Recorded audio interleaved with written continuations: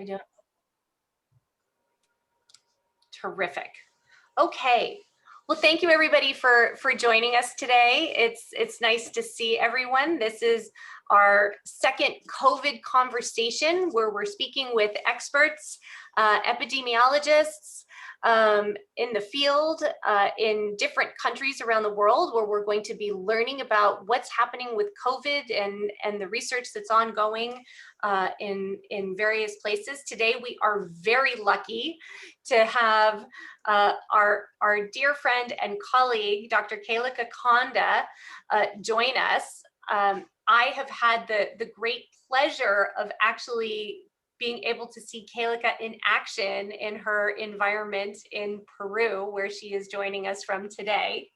I'm going to read you her bio, and then I'm going to let Kelika take it from here, and we're going to learn about what's happening with COVID in Peru. So Dr. Kelika Konda is an associate professor at UCLA and a research associate at Cayetano University in Lima, Peru. She's lived and worked in Lima since 2004, focusing on HIV and STI prevention and research with gay men and transgender women. Dr. Konda received her PhD in infectious disease epidemiology at the Johns Hopkins School of Public Health. And at UPCH, Dr. Konda works at the Center for Interdisciplinary Research in Sexuality, Society, and AIDS. She's currently working on multiple ongoing studies in Peru, including a PrEP implementation study and studies of syphilis co-infection with HIV. Just as I said, I had the distinct pleasure of being able to visit Dr. Konda 2 years ago in Lima, and she has an incredible research program, very dynamic, ongoing. She's also teaching some classes, I believe, with the International Institute, and is really a star in her field and has great experience. I will also say that Dr. Konda has been very interested in collaborating with us in the Epi department and throughout the School of Public Health and the School of Medicine. So we're all very eager to hear what she has to say. So thank you for joining us. Thank you very much, Annie, for that lovely introduction. I'm going to share my presentation with you guys. So please let me know if you can see it. And you can or cannot? Can. Okay, thank you. So I'm going to talk about how things went here. And a lot of it is just kind of experiential. Some of it will be a little bit more in-depth about what happened in Peru and how the government responded and how that went. Just really quickly, my disclosures. I work for both UCLA and Cayetano. So just a little bit of context first. I know a lot of you have been to Peru. It's very nice to have you here, thank you. So Peru and California are actually pretty similar population-wise. Peru has about 32 million people, while California has 39 million people. They're more or less the same size. And Metropolitan Lima and LA County are also pretty similar. Metropolitan Lima is a little bit bigger, 11 million people versus 10, but more or less around there. As Annie mentioned, I've lived and worked here for a long time in Lima, about 15 years. And I haven't actually worked on the COVID response. I have multiple ongoing studies, and I will talk about how they've been affected. But the COVID response has been something that I have watched more than been a participant in. So my view of the response is influenced by that.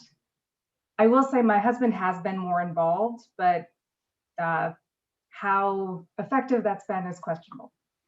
And I haven't been in the US during this time. So I have tried to make comparisons, but it's definitely not meant to. I know everybody has had really difficult experiences in the past year. So I'm just gonna kind of talk through what's happened here and make some comparisons to the US so you can reflect on if it's like the experience there or not. and I'd love to hear about that. So this is just the beginning of a somewhat of a timeline for how things went here. On March 6th, the first case of COVID-19 was reported in Peru, and it was an interpreter of a group of Chinese tourists, and they tested positive and were eventually hospitalized for COVID-19. And I put the curve here so you can see when our cases really started. The response from the government was very swift. So March 6th was the first case. March 11th, all educational institutions were shut down.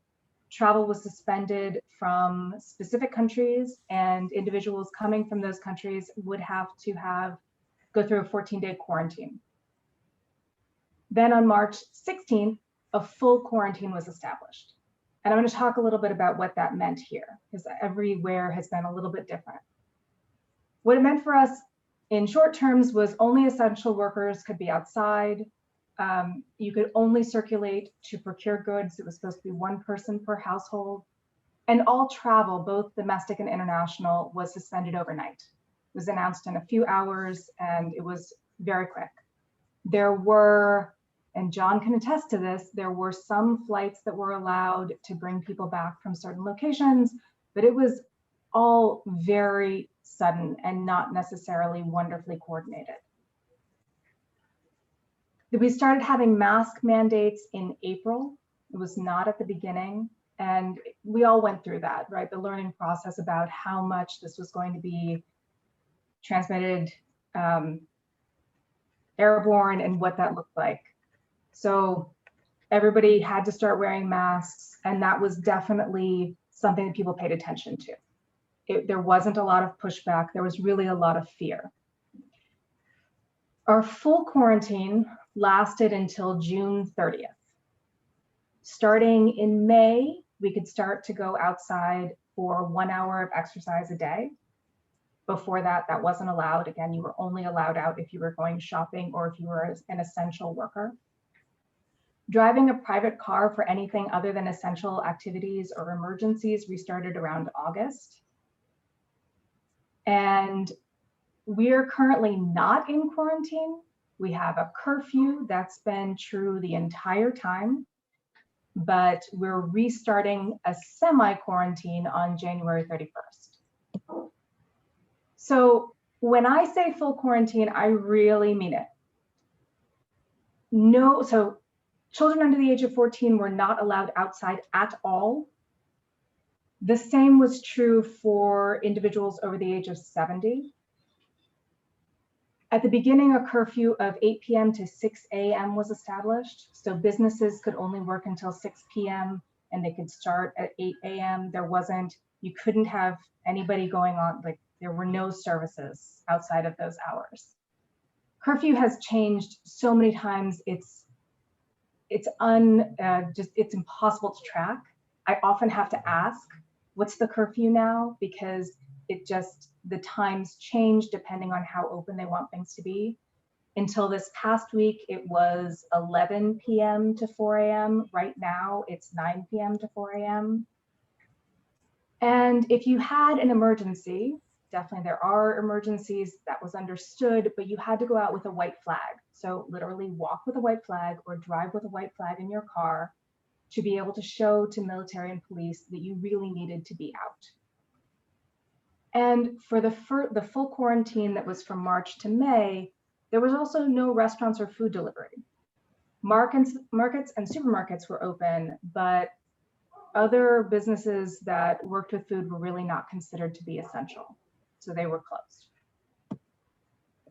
There were a lot of kind of interesting attempts at limiting movement. For 1 week, the government decided to let men out Monday, Wednesday, Friday, and women out Tuesday, Thursday, Saturday. Total mayhem. Most Peruvians buy supplies on a daily basis. So they go out every day to buy, if you work and earn cash to make a living and buy your food, the way that you do that is buying it every day. And literally men didn't know how to do the shopping.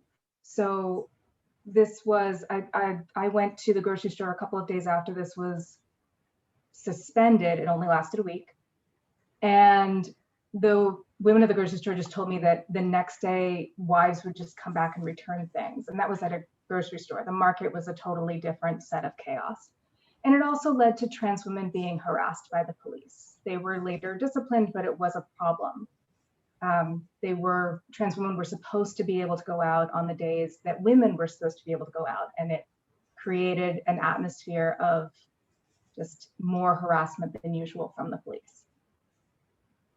So the other thing is, during this time, if you wanted to go out, you had to have a permit. You had to go online, apply for a permit, print it out, and take it with you.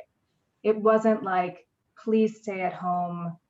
We would like you to spend as much time inside as possible. It was, you will stay at home. If not, if we find you, you will be stopped by the cops.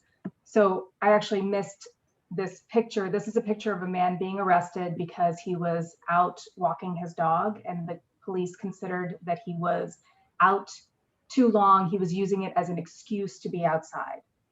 And it was a huge social media story because the rules were still, people were still kind of trying to figure out how to deal with the changes and what we were allowed to do and not allowed to do. So this happened quite a bit at the beginning, just trying to figure out how things were supposed to be working. So I mentioned kids a little bit. This is me being interviewed by the news with my children when they were first allowed out. And part of it is because people were so afraid that they weren't letting their kids out even when they started to be able to be let out again. So children were not allowed out at all, except in emergencies, any child under the age of 14, from March 16th to May 16th. They started to be able to be out for 30 minutes a day, no more than 500 meters from their home, and they weren't allowed to take out a ball, a scooter, a bike, nothing. There was no equipment. It was just, you could go for a walk. That was it. Started to be, at this point, adults were allowed out for 1 hour of exercise as well. And literally my children were interviewed multiple times because we were the only ones out for a while. They started to let kids out with more relaxed, they could play with a soccer ball, they could take their bike out, kind of between July and November. And in November, things relaxed quite a bit. But really, kids were inside. All school during this entire time has been online. Right now, they're in summer vacation, but no in-person classes have been held since March for any level of education. In rural areas, because they don't have access to computers, internet, etc., school has been done by radio and television. And it's true for rural areas. It's also true for lower income settings where the ministry schools are mostly the places where people get education. So I want to talk a little bit about the government response, other than just what the enforcement policies were. So other than the full quarantine, there were tons of expert committees that were put into place to help with the response. Some of it was about technology, about health, how to do communications campaigns. Just lots of experts were brought in to try to give advice to the response. And I mentioned this before, but my husband was and continues to be on the team that provides health analysis and response. At the beginning, the president would give daily briefings, so nationwide coverage, everything basically would pay attention to what he was saying at noon to follow what was going on with the epidemic and the response. And essential workers were limited to healthcare and food production and distribution. So it really was it was a very concentrated, very organized, very limited movement about what we could do in the country. So even with that, there was a huge death toll here. So I pulled a couple of images from a New York Times article Lima had about four times normal mortality comparing 2020 to 2019. And it wasn't just due to COVID-19. So part of it was also that the healthcare system was shut down. So all prevention services were shut down from March to May. And then they slowly started coming back. But public health services are actually needed. They're needed on a daily basis by many people in the population. And they actually do save lives, they actually do provide a lot of care and services. So we're talking about no vaccines, no pediatric health checkups, no elderly checkups, no prevention whatsoever was done for 2 months. And for many places, because of how the healthcare sector was influenced by the epidemic, was actually for much longer and continues in some places. And here, your closeness to the epidemic was really measured in how many people you knew who died. I have completely lost count of the number of people I know who have had COVID. It's not even a countable thing. It's just tons of people in my social circle who work for me, with me, all over the country have been infected. But it's really how many people do you know who have died? And if you compare 2019 to 2020, we had about an 85% increase in overall deaths. And these numbers are, the official numbers about COVID deaths are actually a huge underestimate because the ministry waits for a very strict confirmation set of, their rules about confirmation are very strict. So it's actually just easier to look at the excess deaths. And much of that is due to COVID. If you look at the statistics, it's mostly men, it's mostly over 60, all of the things that look like the numbers that are actually due to COVID are much higher than what's been recorded officially. So this is the daily death rate in Peru over the year, and you can see it's going up again, and I'll talk a little bit about that too. So this is the deaths per 100,000 individuals, and you can see we're just under the states, but I would like to point out that the average age of death in Peru was 65, while in the states it's more like 85. So if you think about the population structure in both places, if Peru had the population structure of the states, our deaths would be many more because we'd have many more elderly people.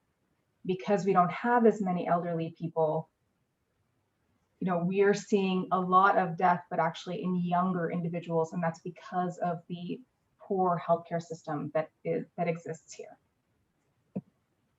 If you look at the mortality by the case fatality ratio, we're actually second in the world. Mexico is the only country that's so far higher. And Mexico has done a very different job of testing. So their denominators are very skewed, and probably it's an overestimate of the case mortality because they're just not identifying people. But Peru has just done, the health system response has been very poor. There's also a huge, not just the caseload, but also huge complications of comorbidities, including obesity, and mainly obesity. So this is just a glimpse at a couple of seroprevalence estimates all over the country. Iquitos is in the jungle. They had just a huge, some of you may have heard of what happened in Manaus, Brazil, and Iquitos has been somewhat similar. So we're talking about jungle cities in the center, or just the interior of the country, very hard to get services to them. And basically COVID just went through the entire community and affected almost everybody. So the first estimate and the second estimate both reach over 70% seroprevalence. Lambayeque, which is in the north, also had a very high seroprevalence, and you can see the increase from July to September.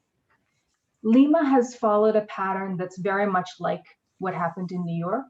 There are sections of Lima where the seroprevalence is around 40% and sections where it's much lower. Places like where I live in Miraflores, you could think of it as like Santa Monica. Our seroprevalence has been somewhat like 10 to 15%, whereas if you go to some of the outlying areas of Lima, it's more like 50, 60%.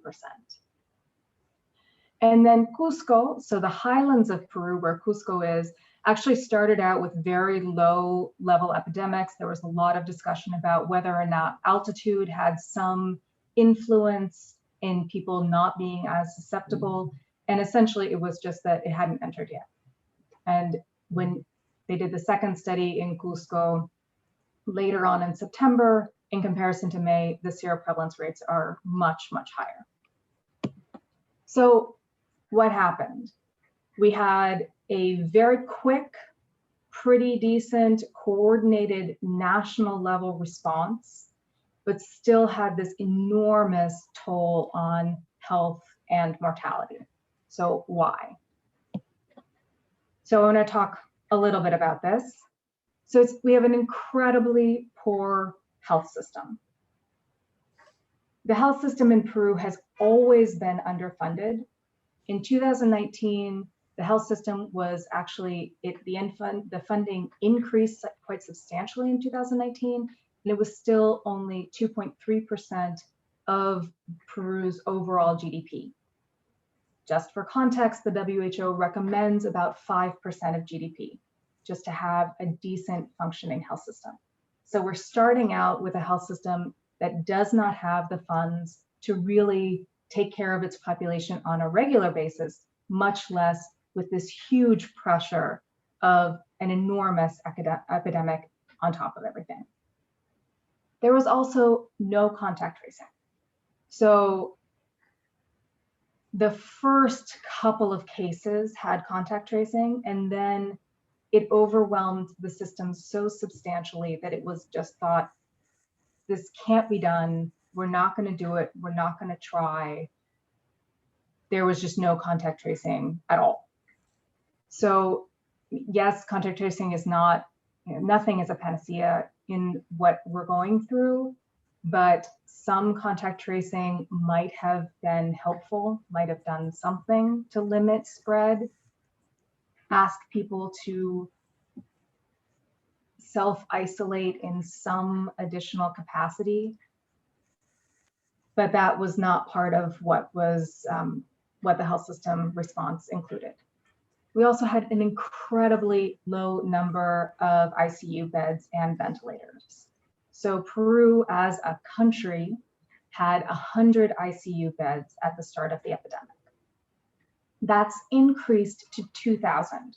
But just to put that in context, LA County has over 2,500 ICU beds, and that's just in LA County. We have 2,000 now in the entire country. So still an incredibly much less capacity, and they're full, and they've been full. We just have, once we maxed out the number of beds, it's basically just stayed there. Sometimes it's like 85% capacity, and it just kind of bounces around the top of our ICU bed capacity.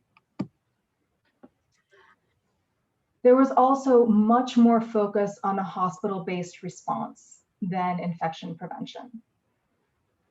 There's always been the need of much more. We needed more beds, more ICU beds, more oxygen, more ventilators, more PPE, more healthcare professionals. There was never enough to adequately respond to the need.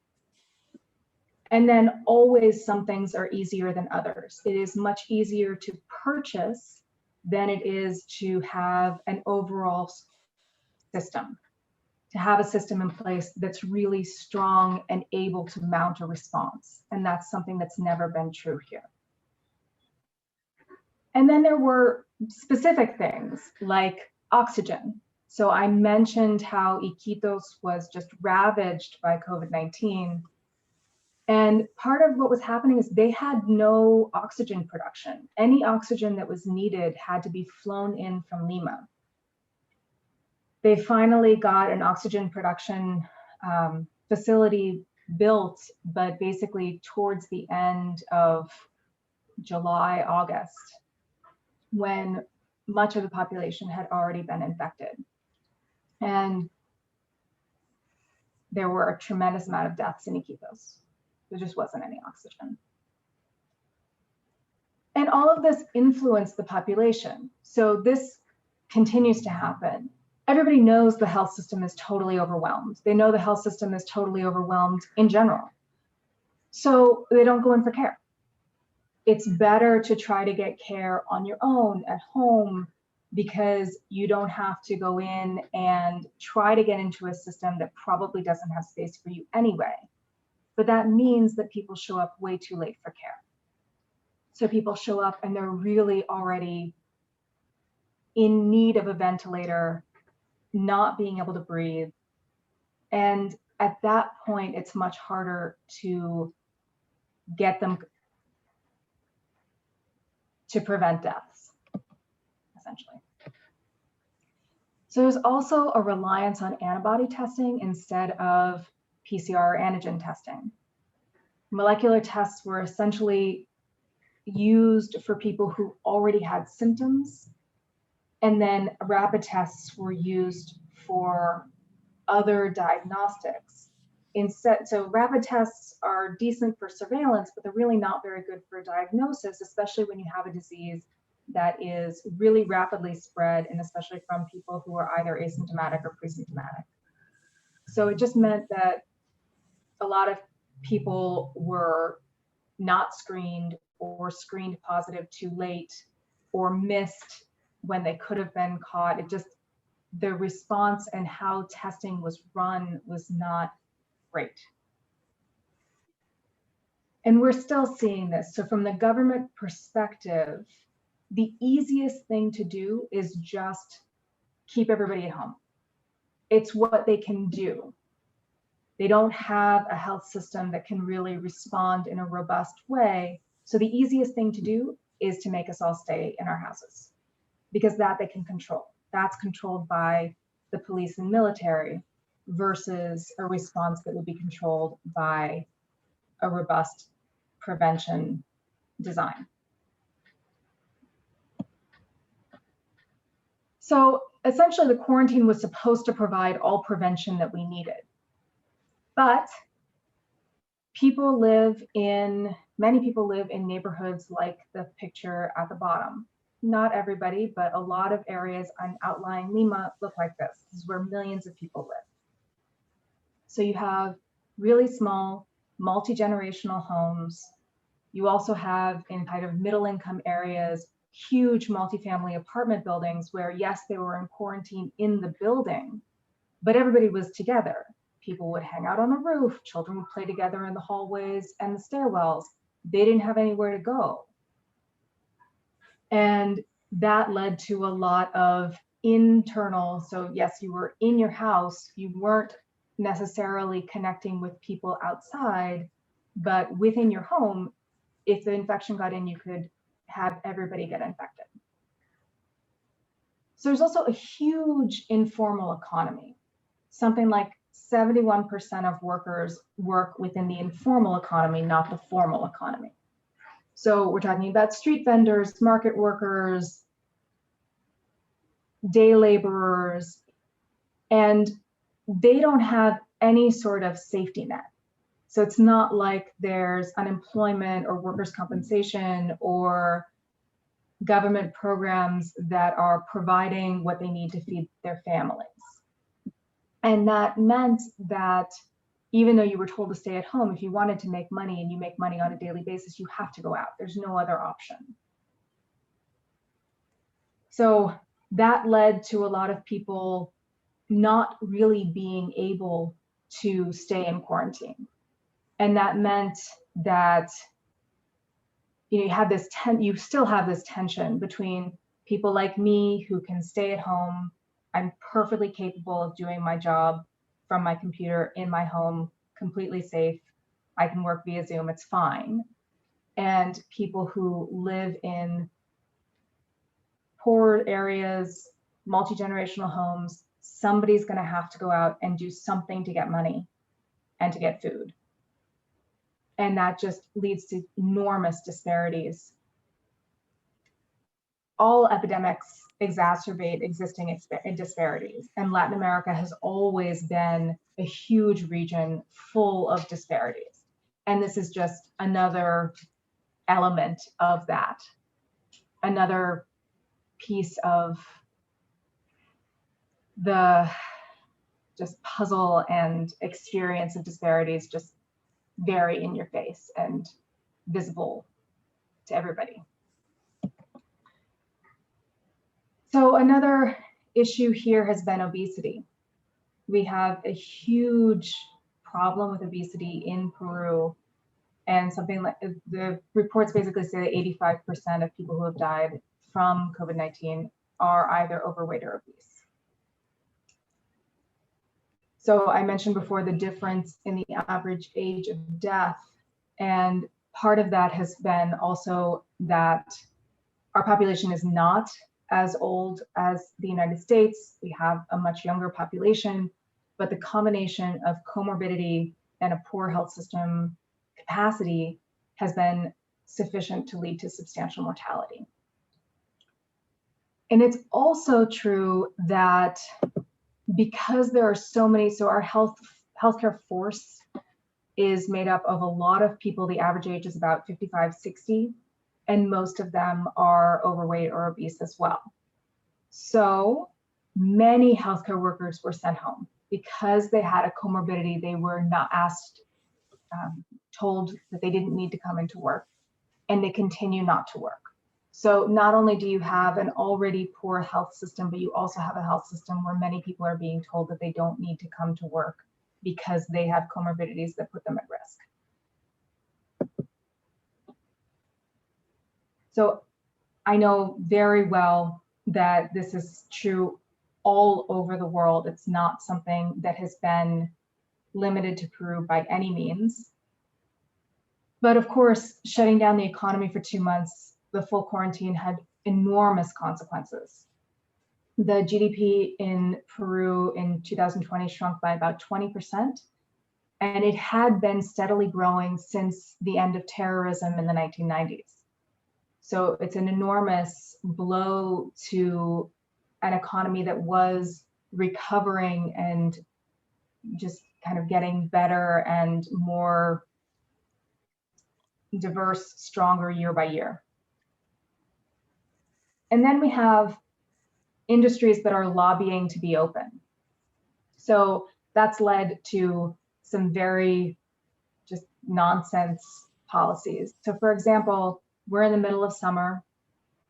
Our beaches have been closed this entire time. They're open for surfing, but you can't go to the beach. You're not actually allowed to go for a walk on the beach, for example. Lima is the only country in South America whose capital is on a coast, and the beaches are closed. The beaches are closed, but the malls are open. Why? Well, because somebody's lobbying the government to have the malls open, even though that's indoor. It's much more likely to have problems with infection, whereas the beaches are controlled. There's nobody lobbying to open the beaches, and they're controlled by the municipalities.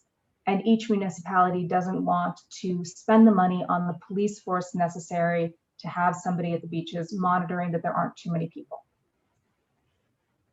Open restaurants, closed playgrounds, like the list can go on and on and on. The places that might be just open air, get people into parks, they have nobody lobbying for them to be open, whereas businesses do have that. And that's definitely been true for restaurants. The restaurant industry was decimated, and they want to do more than just deliver. Again, they weren't even allowed to do that for the first 2 months, and it's been very difficult. But at this point, having people sitting in restaurants is probably not the best idea, which is part of why they're shutting down again, starting on Sunday. And then also, given the informal economy, the shutdown and quarantine was really just, it was never going to work the same way it could work in other places. So Poor families did receive about 700 soles, which is about $200 during the quarantine. It's less than minimum wage. And even that created a health issue. So you could get a pass to go outside to collect the money, but it created crowds at the banks because most of the individuals who were within the kind of swath of society that would get these benefits didn't have bank accounts. So that created just another public health problem, even though it was trying to solve an economic problem linked to public health response. So then we had civic unrest. So one of the things that happened during this time was in October, the Peruvian Congress ousted the president. And essentially what they did was they used an arcane part of the Constitution that said that the president could be removed from office if there were questions about his moral integrity. And the Congress got to put into power a congressman, because the president at this point had no vice presidents left. Just huge constitutional crisis. And potentially, under normal circumstances, Peru that just stopped having a dictatorship in 1982 would have just let it go. Even now, there was a lot of response. It's just like, well, Congress will be Congress. We'll have an election in April. We'll see what happens. But what ended up happening was that street protests just grew and grew and grew. The generation known as the Generación Bicentenario, which is like the bicentennial generation because we're coming up on 200 years of Peruvian independence, they led the protests. And the president who was put into power by the Congress had to step down within 5 days.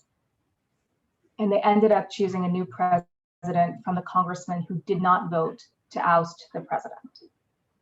So, what does this have to do with COVID-19? I know that in the States, there have been tremendous protests as well for a variety of different reasons. And here, I wonder what would have happened if the younger generation had not just been told to stay inside for 3 months and then living under continuous curfew during the rest of the time. I think it's an open question whether or not there would have been as much anger. There's always this view that government is very corrupt in general, and it might have just been willing to let it slide. But this time, that wasn't the case. And for the most part, people are happier with the new government. They'll only be in charge until April, when elections were already scheduled to occur. But it's been very interesting watching the juxtaposition of all of the unrest and political turmoil in the US, and then the political turmoil here. And it's been,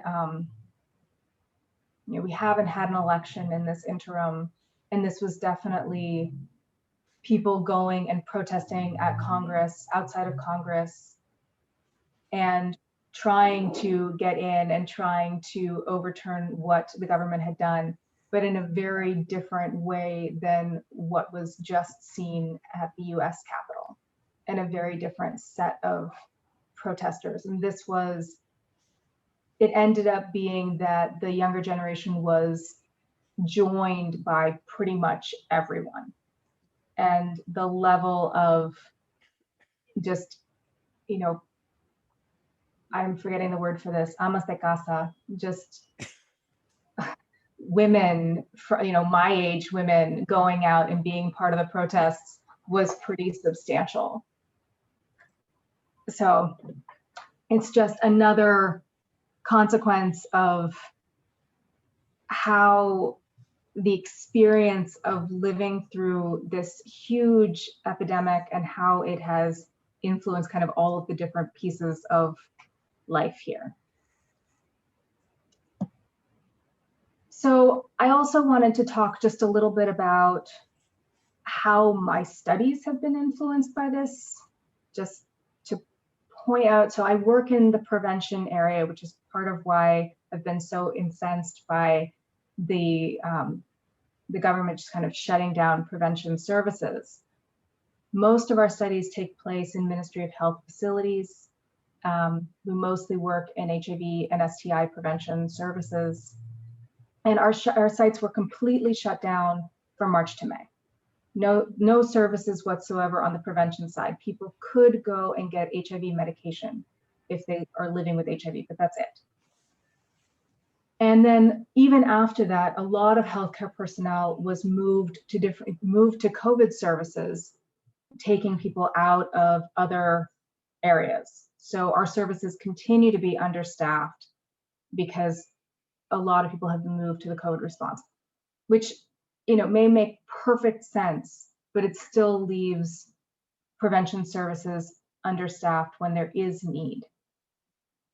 And then again, universities were totally shut down. All educational institutions were shut down completely and have been and will be. But the full sector was shut down. So even though the university has research studies, it has research labs, multiple other functions than just in-person teaching, all of it was shut down. Our lab, which is at the university, was completely closed from March until July. We just started to be able to go back to the lab to do work in July.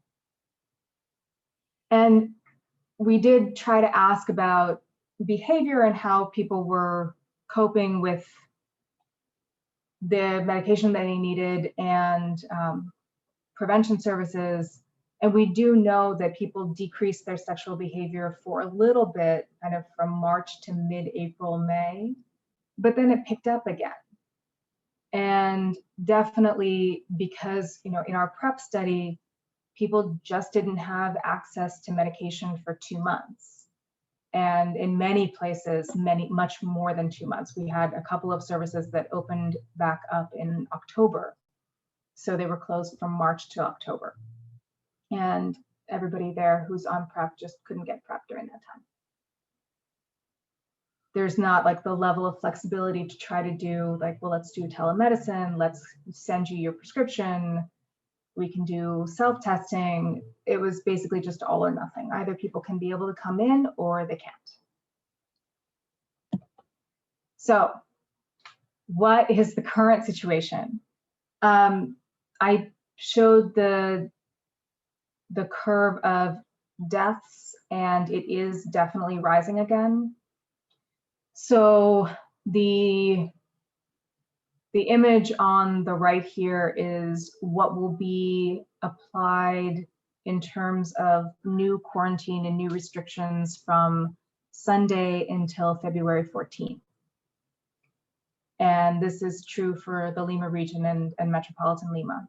So there's no domestic or international air travel. We're inside again, one person can go out per day. We're back to, you can go out for 1 hour. So luckily children will be able to walk. People will be able to go outside a little bit in comparison to before, but not a lot of movement. This is not please stay at home, work from home if you can. This will be military in the streets. And the vaccine is very much something that is being worked on. The government is in talks with multiple companies to purchase vaccine. The only vaccine that they have been able to purchase is the Sinopharm vaccine from China, which has an estimated efficacy of 70%. And it's been purchased, it still has not arrived. Nobody's been vaccinated outside of people who have been in vaccine trials, which, we're talking about a couple of thousand people here. The Sinopharm vaccine is supposed to arrive, it was supposed to arrive in January to at least 10,000 doses, which would be used for healthcare personnel. It still hasn't arrived, and it likely will not, at least until the end of February. We'll see. But that is essentially where we stand. And again, the level of response has really been quite substantial. And in comparison to the US, for example, it was a coordinated national strong response. And we still have tremendous, tremendous health consequences, huge death toll, so many people infected. And it's this disconnect between what the health system can actually do and what the government is trying to do. So that is, that's kind of my 2 cents on where we are. You guys have been incredibly quiet. Thank you for listening to me. But I'd love to hear if you have questions, and talk a little bit about kind of the differences between the US response and the Peruvian response, if you have questions and comments. So Kelika, this is an incredible presentation, and it's just been fascinating. I've been taking notes as I've been watching this and seeing the parallels between what we're seeing here and what we're seeing there, and also how things have, you know, all these kind of butterfly effects of what's been happening are really fascinating. We have 9 minutes, which is not enough time. But I want to open the floor up for questions. Who's got some questions here? Yeah, I'm just reading the chat. I'm so sorry that I missed that during the talk. So I'll see if I can address some things here too.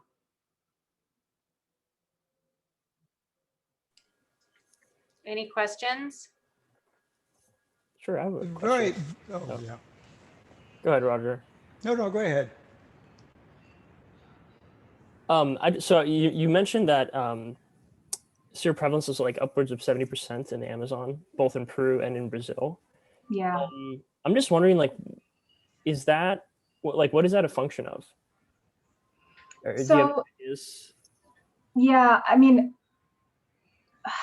to be honest, there have been, it may be, and it has been thought that there might be some cross-reactivity with the rapid tests used and dengue. And that may well be true. So that may explain some of the I mean, it's over 70% seroprevalence. It's that thing. But at the same time, these areas were just ravaged. The why is, you know, they're incredibly open areas. People don't live in the same kind of housing structure. So it is interesting that it was just so widespread. But Willie's been teaching a class in Iquitos, obviously via Zoom, on Saturdays, and literally every student, we're talking about 20-year-olds, every single one had COVID. Not just, and their families too. I mean, just everybody got infected. But I'm sorry, I don't have a great answer. I think that there's just so much that has to be done to try to figure out why.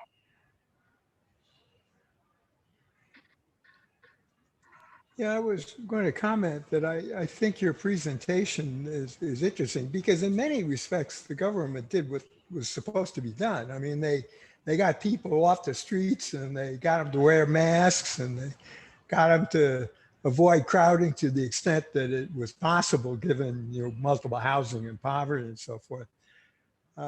But it underscores, or at least seems to underscore to me, the importance of having an existing public health system and having a functioning public health system. And so when you compare your presentation, for example, to what happened in New Zealand, where the initial knee-jerk response was exactly the same, we're going to shut everybody down. But New Zealand, they have a functioning public health system, and it appears in Peru they do not. So it really underscores that.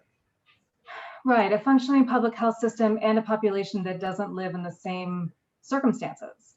Yeah. So if you have everybody stay at home, they're really able to maintain themselves isolated and not affect others. Whereas here, I mean, you know, I showed the government campaign of no seamos cómplices, like let's not be complicit. And it's really unfair because if you have to go out and get food for your family and then you come back and you infect your family because of that, it's not really fair to call you complicit. It's not that people are trying to be bad or, you know, do something that isn't. People are actually trying to follow the rules, trying to wear masks, the most, you know, the best mask that they can afford. But it's, you know, it's the dual part of huge poverty and a totally lacking health system. Yeah, That just, we actually see the same thing here. I mean, our epidemic is occurring in minority populations as people like, you know, housekeepers who have to go out in order to earn an income, and the poor who have to go to work. And that's where the epidemic is in large part here in the United States as well, ironically. right. No, absolutely. Absolutely. And, you know, I've been here the whole time. Nobody in my family has had COVID, but we get to stay inside and, you know, keep ourselves completely isolated. And it's just not true for everybody. Yeah. In that case, the main problem is maintaining sanity. Yes. I can't tell you how happy I am that we're allowed to go out for an hour a day, even in the coming 2 weeks. That will be very, very nice.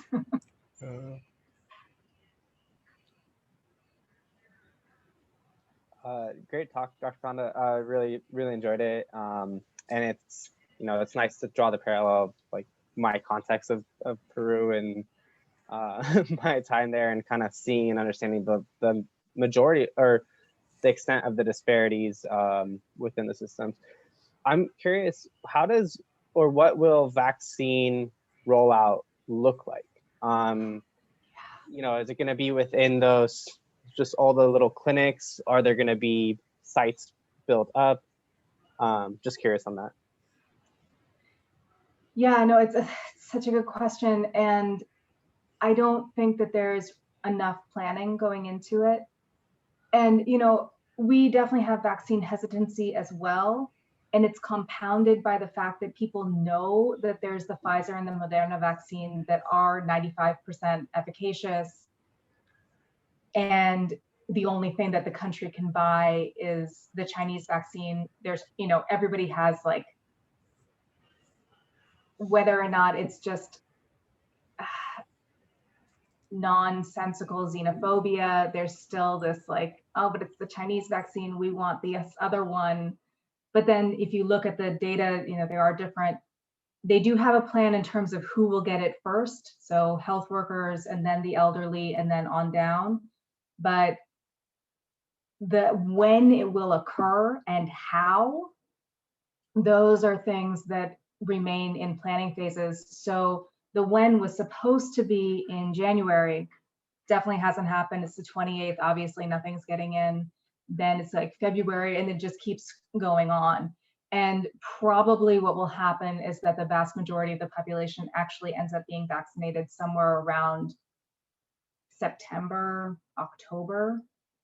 So if you think about like trying to get to herd immunity, now forget about it. It's not, you know, we might be able to do that in places like Iquitos because they already have so many people who have been prevalent, but, you know, waning immunity, we're just kind of all waiting to see what that means.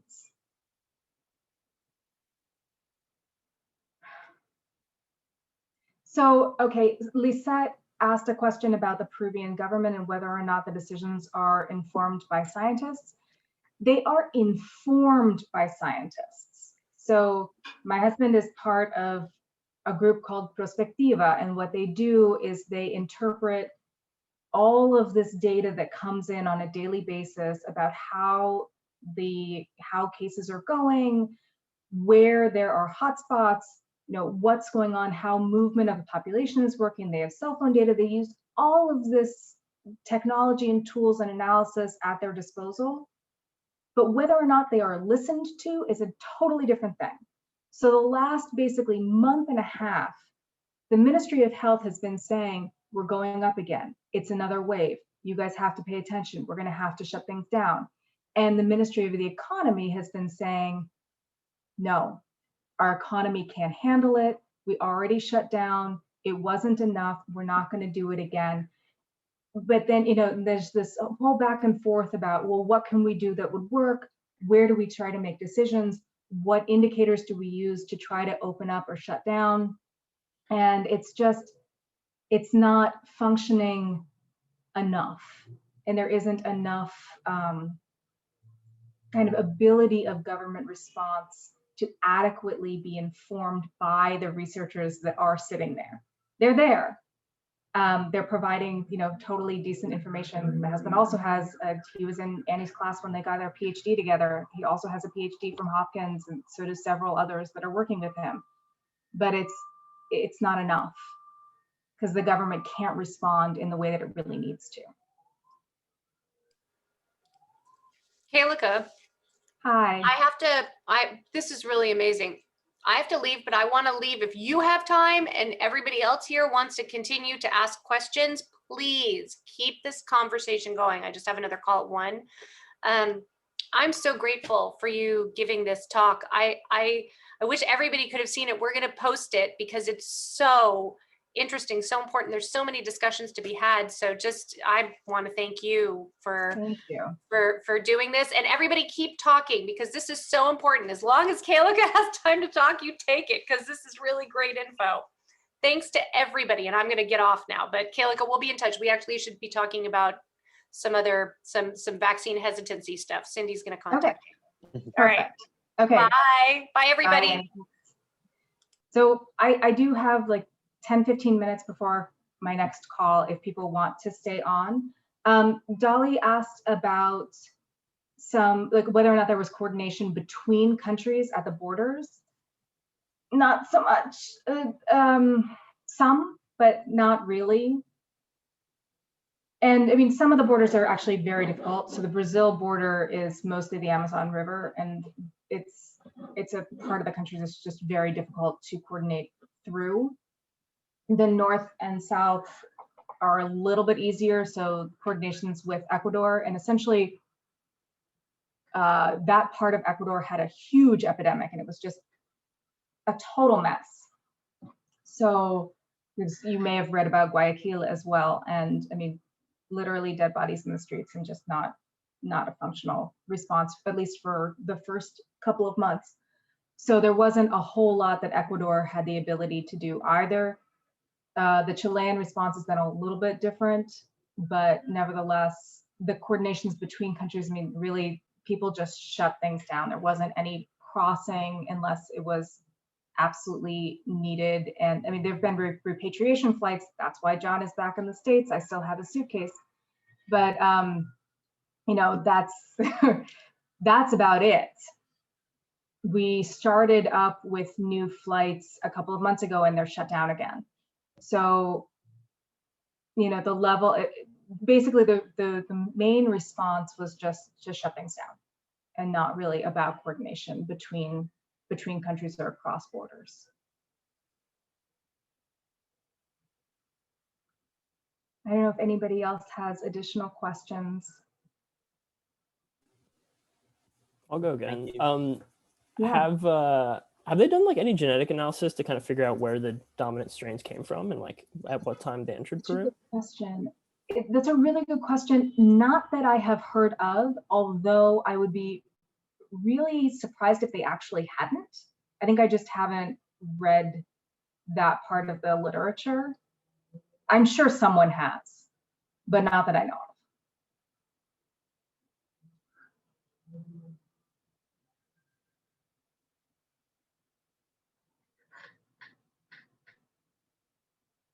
We may be at the end of questions and people. Thank you so much. Thanks for the time, John. It's really nice to see you. It's nice to see you too. I'll come get the suitcase sometime. Okay, sometime. When borders open up.